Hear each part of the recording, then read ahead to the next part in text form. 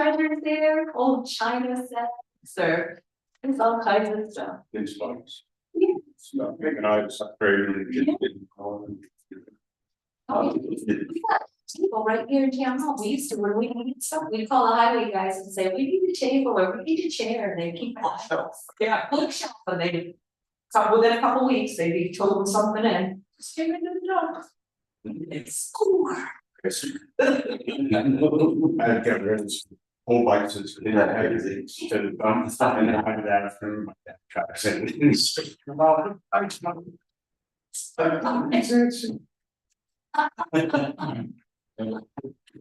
They took around. Oh, that is funny. That's keys too. Yeah. All right, we're gonna get going. Call to order the August 20th Town of Allentown Planning Board meeting, first the pledge. Pledge allegiance to the flag of the United States of America and to the republic for which it stands, one nation, under God, indivisible, with liberty and justice. Okay. Brian, you didn't have your heart, your hand over your heart.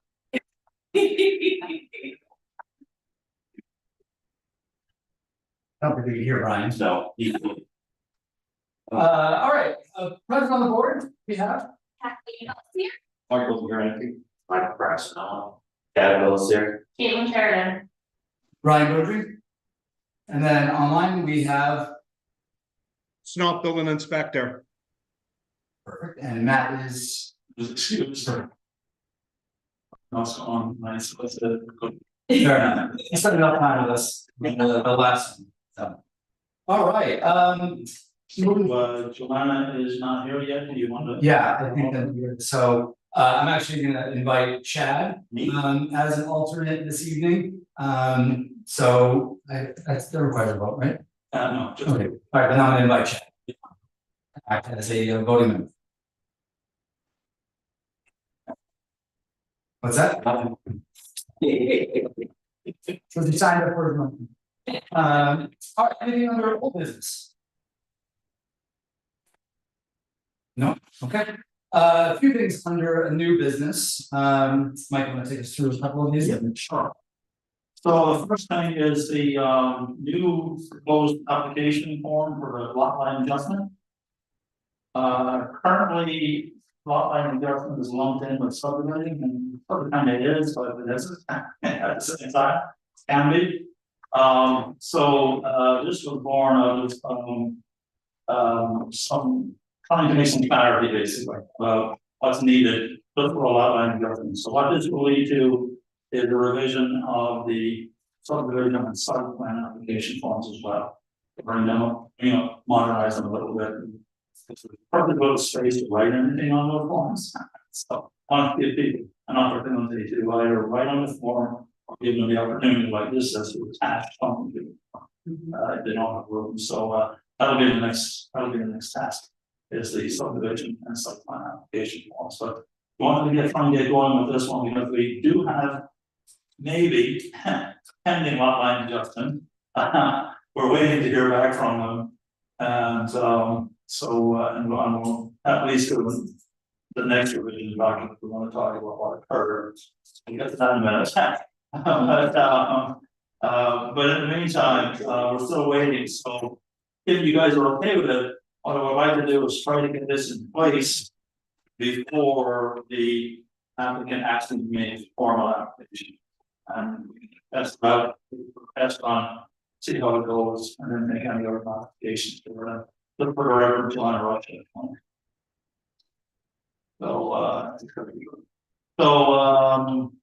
any questions, comments, concerns? And looks good. To me, it sounds reasonable, preferable. Yeah. All the changes that was supported. Yes. Good. And the one extra change is that fees paid before any action. Fees and the next one we're going to talk about. So at this point, what I was Chairman is to call a vote with the new outline adjustment form. Okay, do I have a motion to approve the new lot line adjustment form? Okay. Second, by Mike. Roll call vote. Anytime. Jay, I. Yes, I. But Brian, aye. Oh, Chad, aye. Okay, Motion passes. all right, thank you. Again, I'm voting member Chad is, Actually, no, once you replace, you replace. sorry, everyone. We did. This. Can we do the fee conversation before we move on to the? Yeah, you can do that. Yep, okay. So out of this, Mike and I had discussion about, when he had originally sent me the lot line adjustment form. I was also reviewing the fee schedule and you'll find that in your packets, it's this one that has the red boxes on it. It's our current fees. I obviously am not an applicant, but as I was going through this, I noticed that there were, like, the fees are fairly straightforward, but there is some lacking in clarity in terms of what is due, what should be paid, and how. One such example is under the town application fees under lot line adjustment, it's $250 per lot with a $500 minimum. If you're doing one lot, $500. yeah, $500 minimum. And so that is a little bit confusing, but also in terms of unclear what is due as an application fee, which is versus what is due for escrow. And so it just seemed like there was lacking some clarity. So I'd love it if everybody could just take a second look through and see if there are other things that stand out that could be either worded differently or structured differently so that it is more clear to an applicant when they're trying to figure out what the fees should be or are.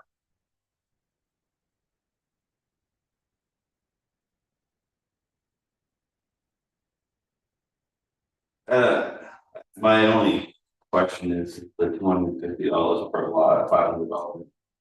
We call it a $500, we consider 2 lots involved to begin with.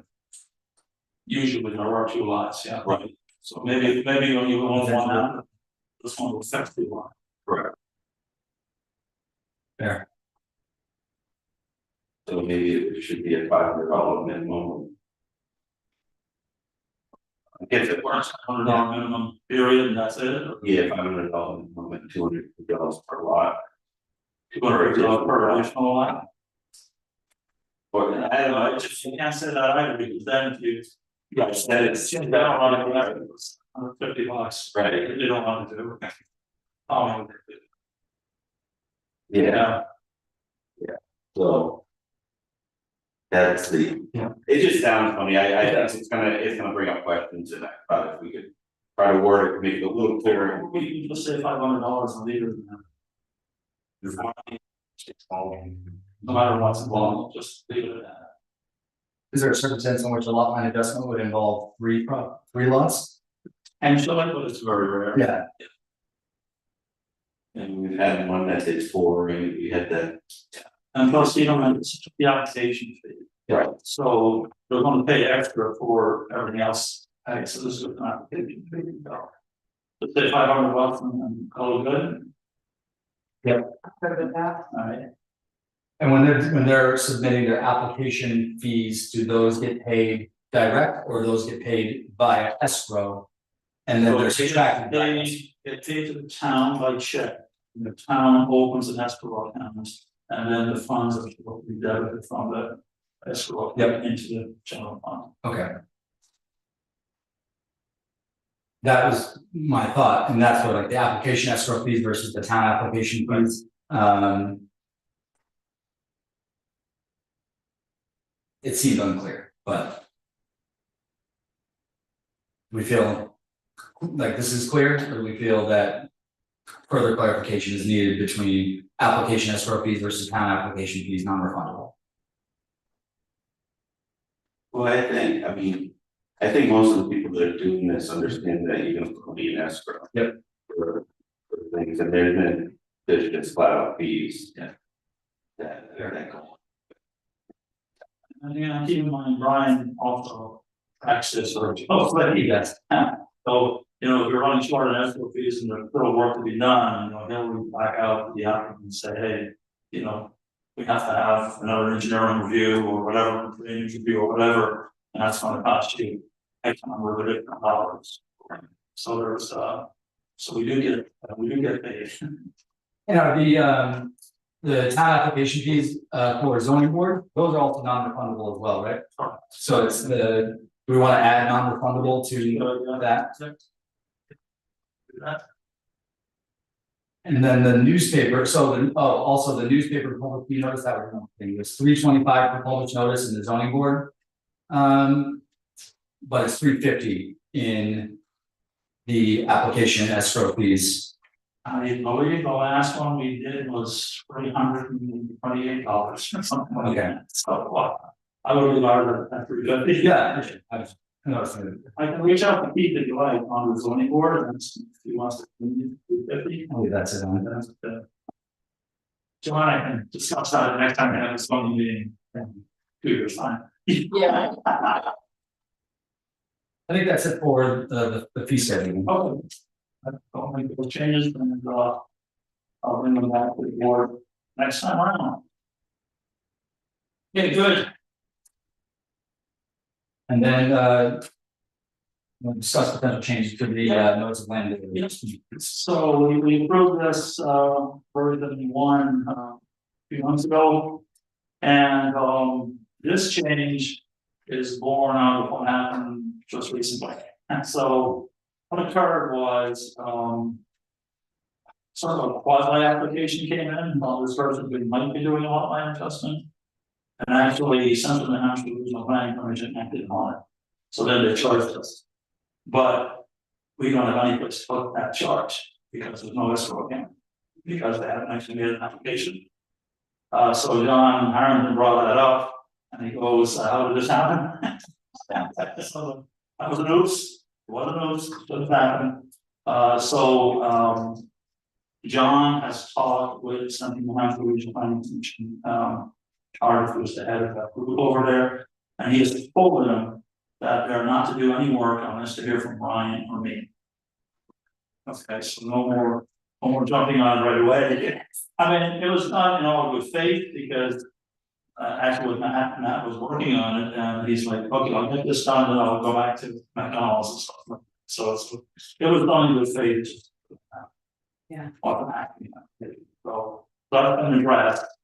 But then when Don and I were talking, I figured, well, let's try and make a sort of a flow chart about high level about how this whole thing works. But there's a lot of words on the page, 3 quarters or whatever, okay?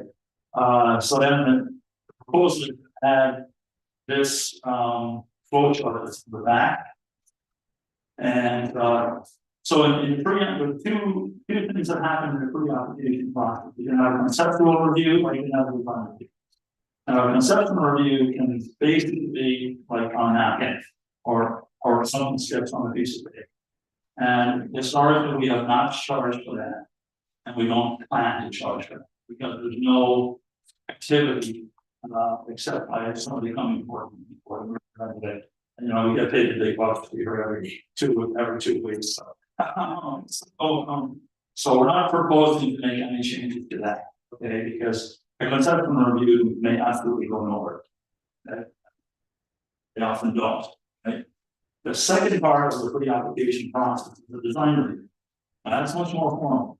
You have to have drawings, others have to be notified, public notice has to be issued for a design review, for a formal design review work. And then out of that could come, like many other changes to the proposed application.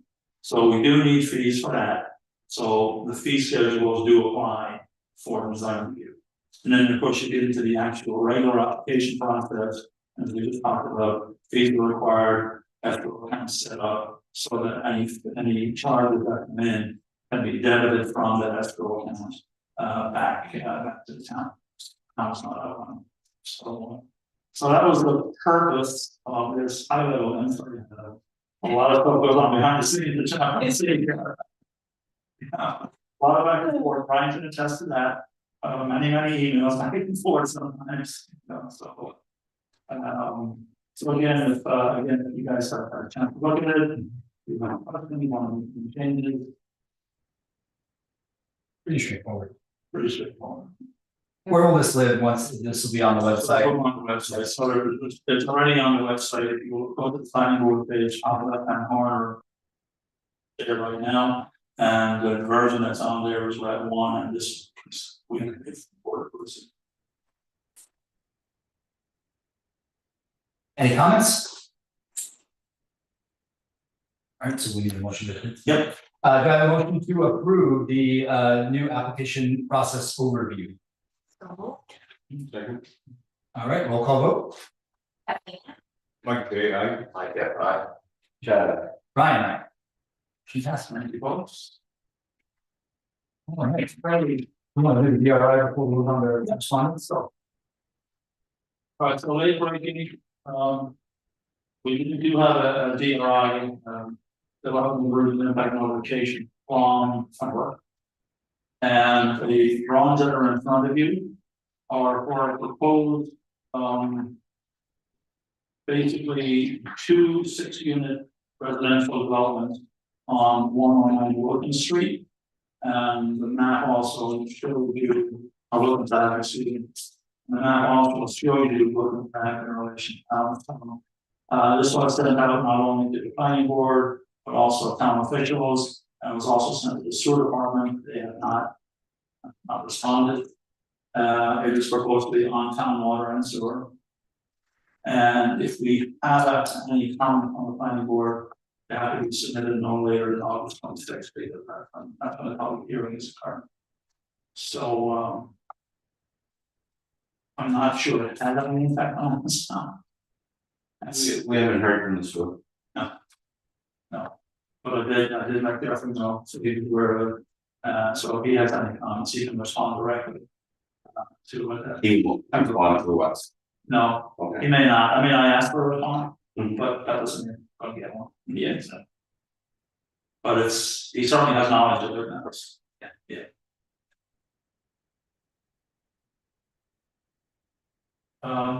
Planning board wants to make a formal response.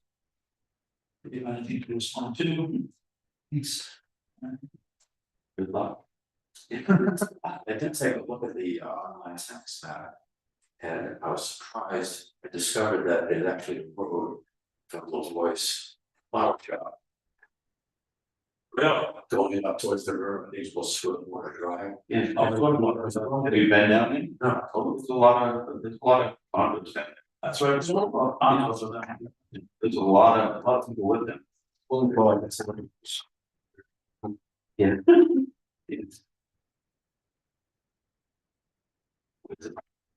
We actually, the public portion of it goes down to the gate. Straight in, so we have to follow a little up at the same at the end of it. Did they, I looked, did they add a comment as to why they thought that it was a DRI? Not just somebody made a motion. Okay. That's, I read through the notes, but I didn't see it how they submitted why it was DRI, they just made a motion, so. I mean, I want to do this. Yeah. The ultra conservative. Okay, so no comments? So if it's okay, what I will do is I will ask Central New Hampshire Regional Planning Commission to respond on our behalf. But the planning board have no comments, okay? Yep, great. Good. Thanks. You want to get the minutes out of the way? Yeah. All right, so we have the unapproved minutes from August 6th, it was quite busy. Do I have a motion to approve the minutes from the August 6th meeting? Oh, am I actually? What's that? Second. By Chad, roll call vote, Kathleen, I. Mike J, I. get. Yeah. Ryan. aye. Okay, good. Thank you. All right. All kinds of correspondence. So it's coming up to everybody's favorite time of year again, going amendment time. The calendar is not out there, but it will be out pretty soon. So we obviously already have some amendments based on the changes in law. So we're obligated to put them. obligated to comply with them, whether they pass or not. I don't know if your situation is, but that's the way it is. This is just an FYI right now, you can think about it, and maybe next meeting or the second meeting in September. If you have any ideas or other changes above and beyond what's required in the various House and Senate bill that passed. Let me know, or we can discuss it at that meeting, and then prepare for what we try to do is always have the first. You have to have minimum one, maybe two public hearings. You know what I mean? We always try to have the first one or first meeting in December, which I think is December 3 or 4 or something. So that gives us time, if you have to have one, to notice everybody and get whatever changes implemented in our plan. And we can usually have one in the first week of January if we need one, because very soon after that window. So anyway, just thoughts. In the meantime, I'll work on modifying the zoning ordinance document with required changes from the House Code and those, and then we can discuss any additional changes either next time we meet or the second meetings. Okay. Are there any MS4 changes? No. No. There is one change that might have to do with floodplain management. So that might probably show up in the draft. And where that will go. Good. Well, that's a good thing. Yeah. And that's one of those changes that you kind of have to do if you want to get any support. If we can, do they stop talking to us all the time? Because that might be better.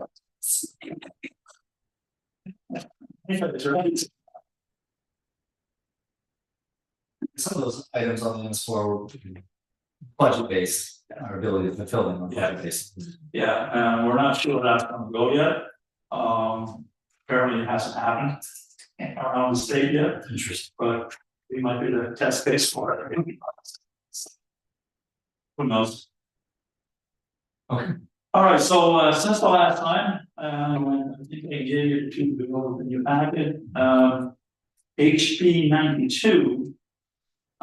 Now requires the recusal of members of the zoning board of the planning board in certain circumstances. And those circumstances state that if a member of either board votes on something and the same thing comes up on the other board, they must recuse themselves. So, Joanna, for example, if you vote on something on the zoning board, and then it comes to the planning board, you now must recuse yourself from the planning board discussion on that thing. That's the new law, which you says that. Which You know what, that's like McDonald's, so that's something you voted on McDonald's time and McDonald's application came out here, it's separate. It's it, they're approved. now yes, Just because it's the same, because I'm not saying it's for the same thing. regardless of the substance. Yeah, it's one of those. So it's regardless of the topic, like she voted on a waiver Yeah, for the signage, and yeah. then they came to us for the actual approval for the entirety of the application. It's because the zoning board of adjustments in municipalities is quasi-judicial boards, like quasi-legal requirements, which is different than planning board. Yeah, as long as we work through our zoning ordinance requirements, including any waivers granted by the zoning board of adjustment, good to go. Right, but the zoning board of adjustment has the cover task, they gotta go through 5 different criteria to decide whether they can be heard or not, and a lot of this. I don't think if this is wrong, I read it, it sounded like they only checks people who are members of both boards. Yes, correct. It's by the way, in our case, personally, maybe Joanna, yeah. What happens in the instance where, Chad and Caitlin can't be here, Yeah. we, someone is sick, and we have an application, we don't have a Four members. Okay, Yeah, now, that said, you can always ask the applicant if they want to postpone, because an applicant has the right to review before the board. yeah, So, yeah, so if you don't have a full board, let's say the alternates can't make it and Joanna has to recuse Joanna, has to recuse yourself.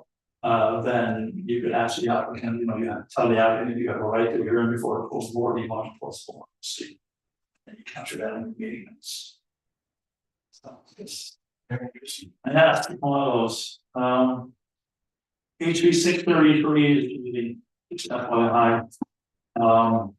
On the creative committee, you know, to look into housing investments. And you have to, I'm sure what's gonna come of that advancing, but they have their first meeting on August.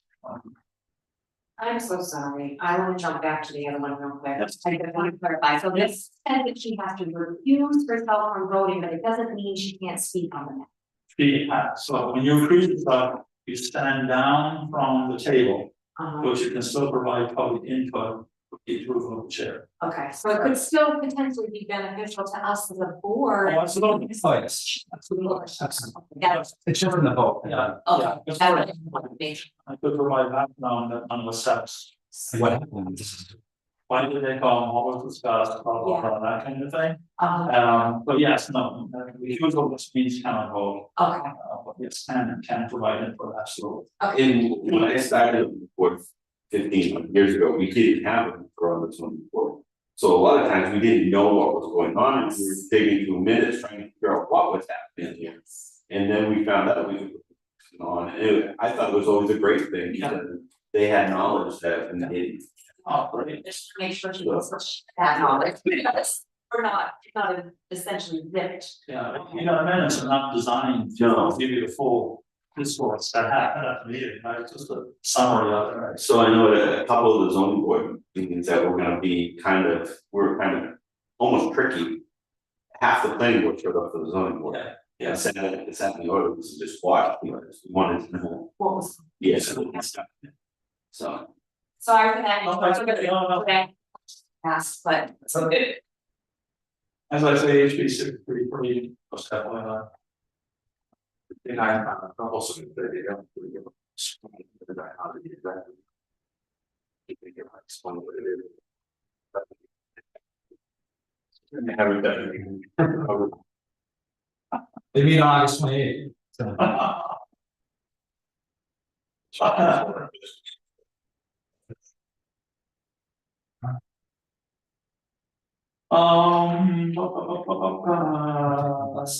Brian, anything from you, sir? Brian? Hello, everybody. No updates. So thanks for asking. Wow. Unless otherwise, we have the next meeting scheduled for September 3rd. Don't think we have a heavy agenda planned as of right now, especially with Brian.